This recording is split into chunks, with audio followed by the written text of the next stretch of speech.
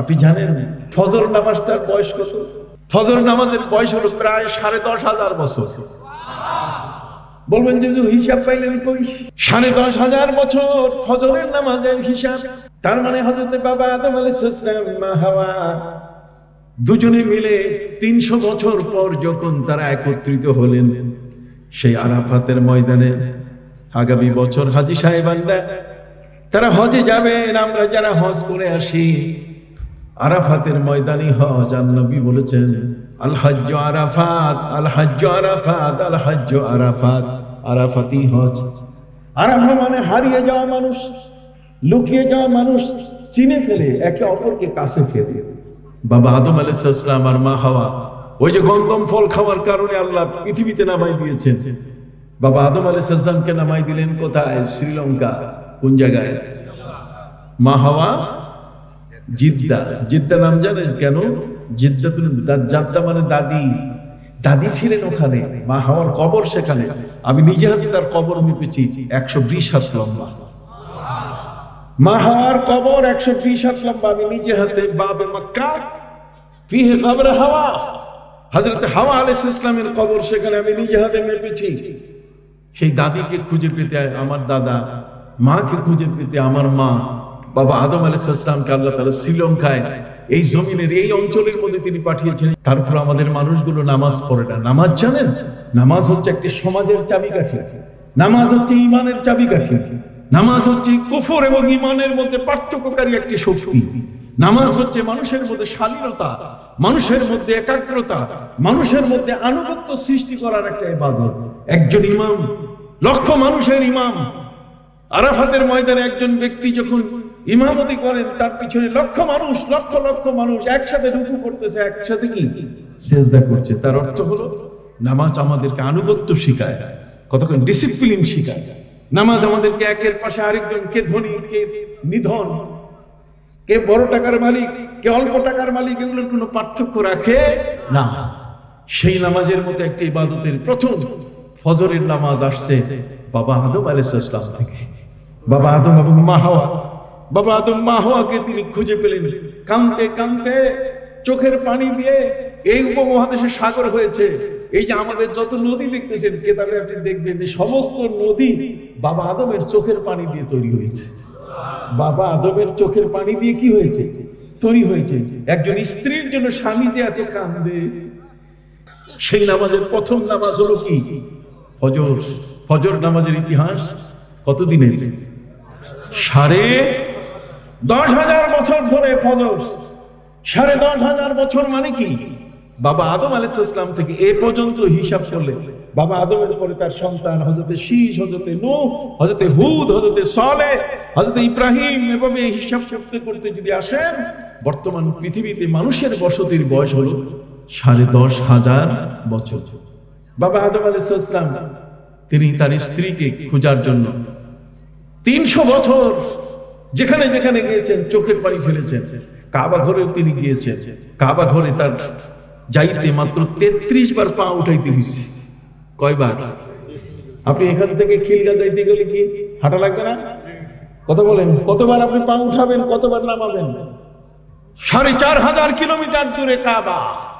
বাবা আদম যখন যেতেন মাত্র 33 বার পা উঠাইতেন। কতবার? 33 বার পা উঠালে কাবা ঘরে তিনি পৌঁছে যেতেন। কি চমৎকার! আপনি বলবেন এটা কিভাবে সম্ভব?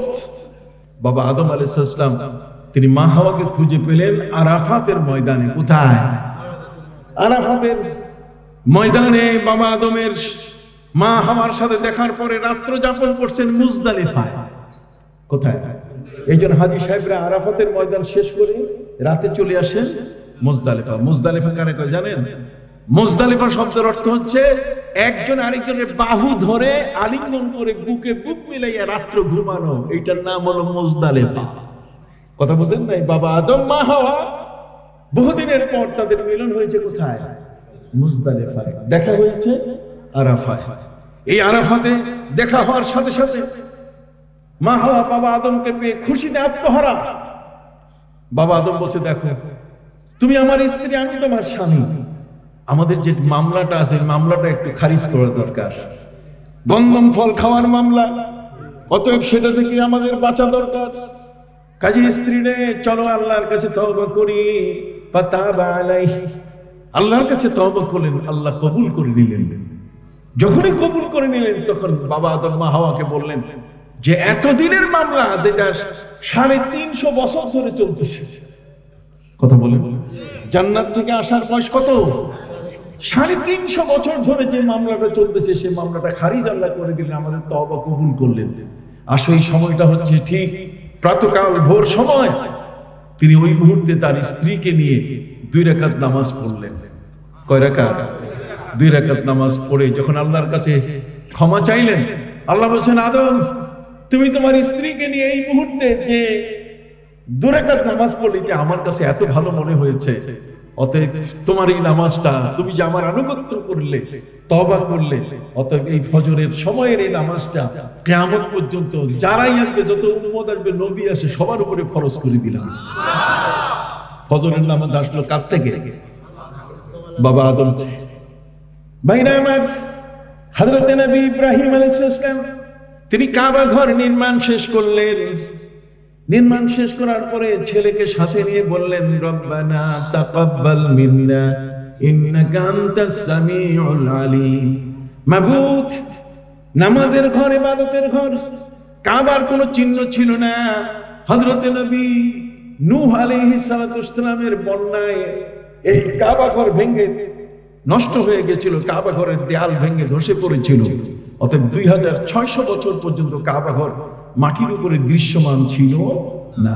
সেই ঘরটাকে নির্মাণ করতে গেলেন হযরত নবী ইব্রাহিমকে। ইব্রাহিম আলাইহিস সালাম তার ছেলে ইসমাইলকে নিয়ে এটা নির্মাণ শেষ করলেন এবং আল্লাহর কাছে বুঝাই দিচ্ছেন জোহরের সময়। কোন সময়? জোহরের সময়, সূর্য ঢলার সময় তিনি আল্লাহর কাছে বলছেন যে আল্লাহ, বাপ বেটাকে আপনি দায়িত্ব দিয়েছেন কাবা ঘর তৈরি করার, এই তৈরি করে দিলাম, আপনি কবুল করেন। আল্লাহ বলছেন খালি কবুল, তোমাদের নামে আমি নামজারি করে দিলাম। জমি কিনলে যেমন নামজারি হয়, আল্লাহ বলছেন ওয়াইজ ইয়ারফাউ ইব্রাহিমুল কাওয়াইদা মিনাল বাইতি ওয়া ইসমাঈল, আমি ইব্রাহিম ইসমাঈল দুইজনের নামে আমি কাবা ঘরকে নামজারি করে দিলাম। অতএব একটা ফাইল পৃথিবীতে ওপেন হয়ে গেল। কিয়ামত পর্যন্ত যারা কাবা ঘরের মতো মসজিদ বানাবে তারা এই ফাইলের মধ্যে, লিস্টের মধ্যে তাদের নাম চলে আসবে। কথা কি বুঝতে পারছেন? হযরত নবী ইব্রাহিম আলাইহিস সালাম তিনি দোয়া করেছিলেন আমার নবীর আগমন সহ পৃথিবীতে একটি উম্মতে মুসলিমা, পৃথিবীতে একটা মুসলিম জাতির আবেদন তিনি করেছিলেন। এই দোয়া যখন কবুল হয়, আল্লাহ যখন তাদের কাবা ঘর তৈরি করার বিষয়টা কবুল করেন, তারা ইঞ্জিনিয়ার ছিলেন না। বাবা হযরত নবী ইব্রাহিম এবং তার ছেলে ইসমাইল কি ছিলেন না? ইঞ্জিনিয়ার ছিলেন না। অতএব বাকাতেরা সার্ভেয়ার দিয়ে যে দুইটা মাপা হতো, তাহলে কত না ত্রুটি ধরা পড়তো। আল্লাহ বলছেন না, আমি তো এটা মাপবো না, তোমরা তো আন্তরিকভাবে আমার এই ঘরখানা তৈরি করেছো। অতএব যখনই আল্লাহ কবুল করলেন, নবী ইব্রাহিম আলাইহিস সালাম ছেলেকে বললেন বাবা কবুল হয়ে গেছে, কাজে চলো 4 রাকাত শুকরানা নামাজ পড়ি। এই জোহরের সময় 4 রাকাত শুকরানা নামাজ পড়া হয়ে গেলে আল্লাহ তাআলা মেসেজ দিয়ে দিলেন যে ইব্রাহিম তুমি শুকরিয়া হিসেবে, কাবা ঘরের শুকরিয়া হিসেবে এই 4 রাকাত নামাজ পড়লে, এই 4 রাকাত নামাজ জোহরের ফরজ নামাজ হিসেবে কিয়ামত পর্যন্ত আমি পৃথিবীতে যারা আসবে তাদের উপরে ফরজ করে দিলাম।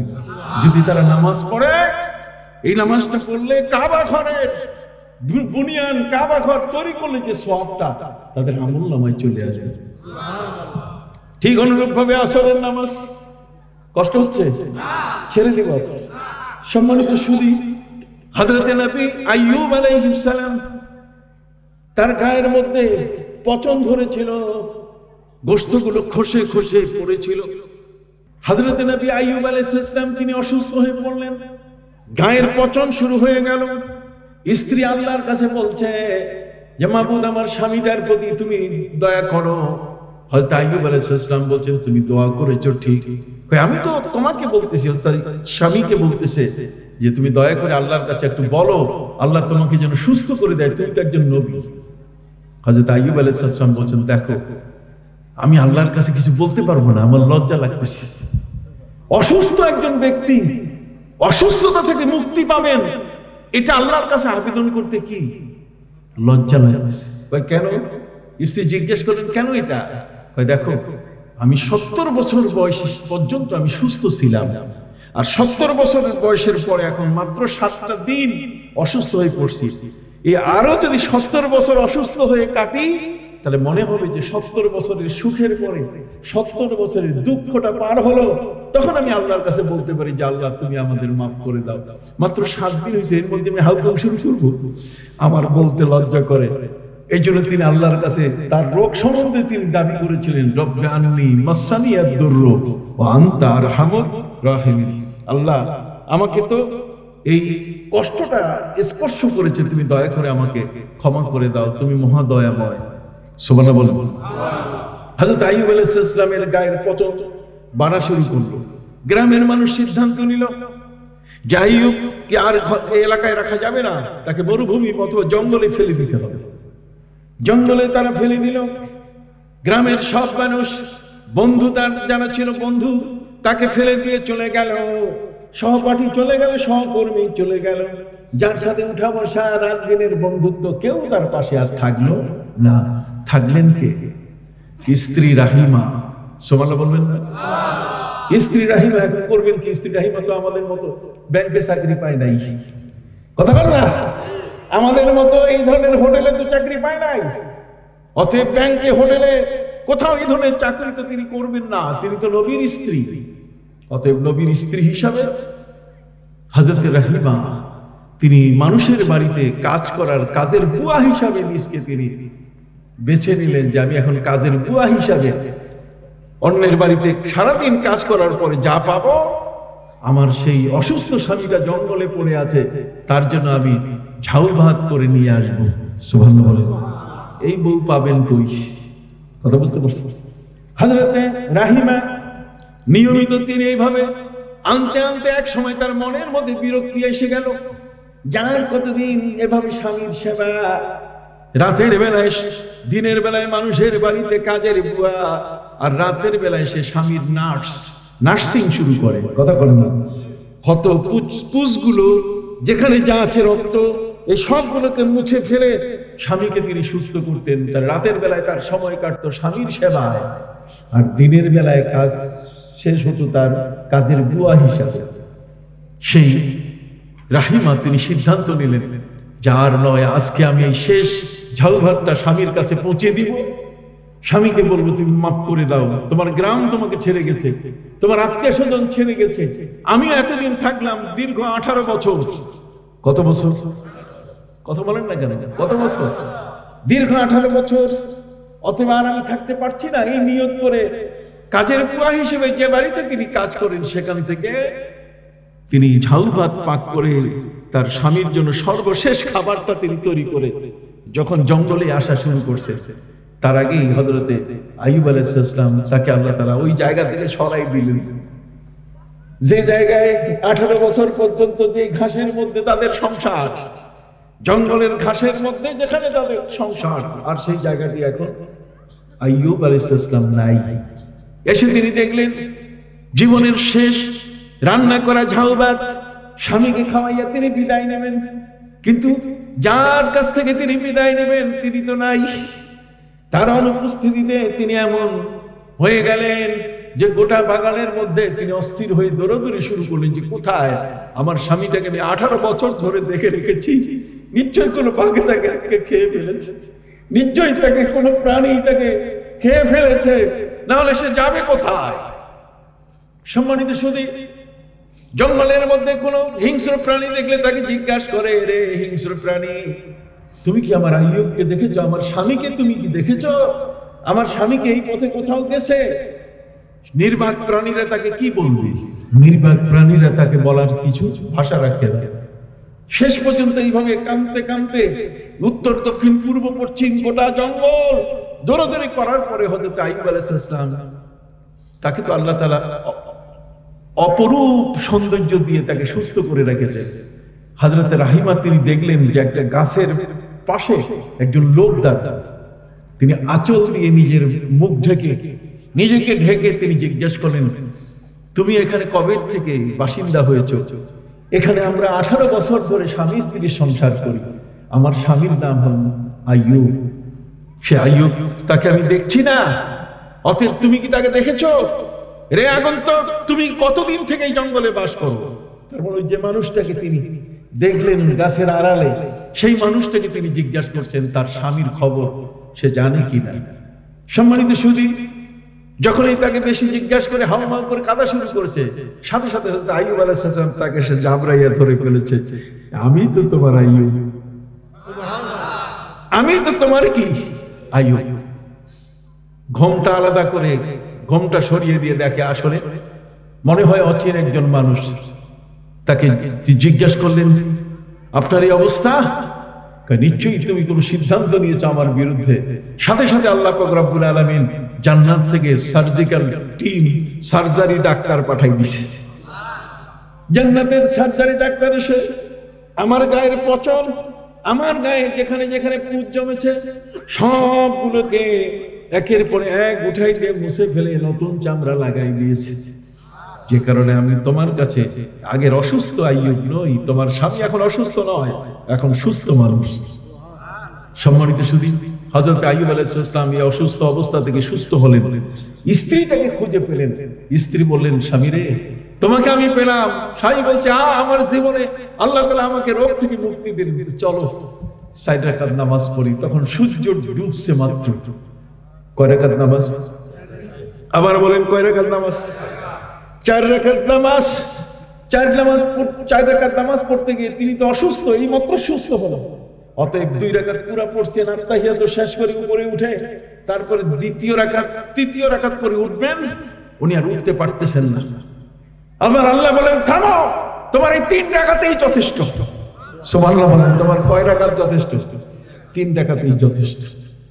তোমরা আমার কাছে শুকরিয়া আদায় করলে 3 রাকাত নামাজ দিয়া যাও, কিয়ামত পর্যন্ত যত মানুষ আসবে আমি তাদের উপরে মাগরিবের 3 রাকাত কি করলাম? ফরজ করলাম। সুবহানাল্লাহ বলবেন না? এশার নামাজ আসছে কবে? এশার নামাজের বয়স কত? অবশ্যই এই মাহফিলগুলোতে আলোচনা আসলে মানুষের মধ্যে একটা আগ্রহ তৈরি হবে। কি বলেন, ঠিক না? এশার নামাজ হচ্ছে আমার নবীর যুগে, আমার নবীর আগে কোন নবী এশা পড়েন নাই। আমার নবীর আগে কোন নবীর উম্মত এশার নামাজ কি পড়েন নাই। এশার নামাজ কে পড়েছেন? আমার প্রিয় নবী সাল্লাল্লাহু আলাইহি ওয়াসাল্লাম, তাও পেয়েছেন মা আয়েশার বরকত। এই জন্য এশার নামাজকে বলা হয় উম্মতের আউয়াল বারাকা। এটা বরকতের নামাজ। এশা পরে আপনি ফজর যদি ধরেন, এশা পরে ঘুমালেন আর ফজর যদি ধরেন, তাহলে আপনি এই পুরো সময়টা দাঁড়িয়ে দাঁড়িয়ে আপনি ইবাদত করেছেন, ইবাদতকারী হিসেবে আপনার নাম লেখা হবে।